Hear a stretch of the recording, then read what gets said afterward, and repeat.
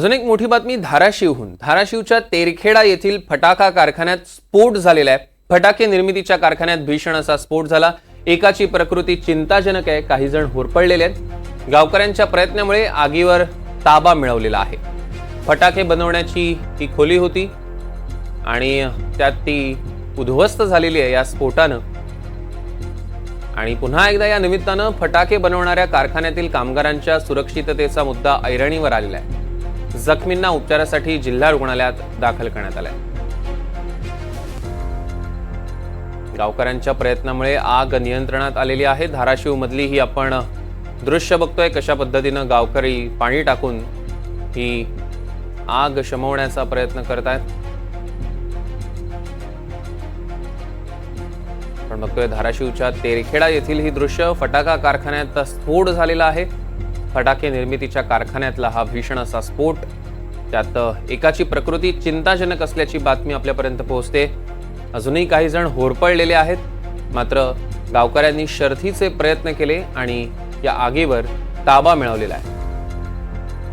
फटाके बनवण्याची जी मुख्य खोली होती ती खोली या स्फोटात उद्ध्वस्त झालेली आहे। अझर शेख आपले प्रतिनिधी धाराशिवहून आपल्यासोबत जोडले गेले आहेत। अझर, नेमकी काय घटना घडली?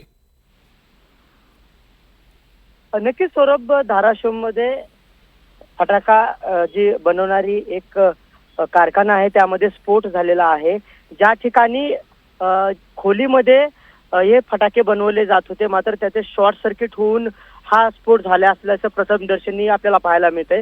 आणि जेव्हा हा स्फोट झाला तेव्हा ही जी खोली आहे ती पूर्णपणे उद्ध्वस्त झाली आणि यामध्ये एक जण आता गंभीर जखमी आहे। संतोष फायर वर्क्स असं या फटाका निर्मिती करणाऱ्या कारखान्याचं नाव होतं। त्यामध्ये आता एक जण गंभीर जखमी आहे। सौरभ, निश्चितच आपण बघतोय की एक जण गंभीर जखमी आहे, मात्र गावकऱ्यांनी ही आग नियंत्रणात सुद्धा आणली असं कळतंय। तेव्हा नेमकी किती माणसं, कर्मचारी तिथे उपलब्ध होते आणि आता त्यांच्यावर कुठे उपचार सुरू आहे? सौरभ, ज्या ठिकाणी हा स्फोट झाला त्या ठिकाणी 7 ते 8 कर्मचारी काम करत होते त्या खोलीमध्ये।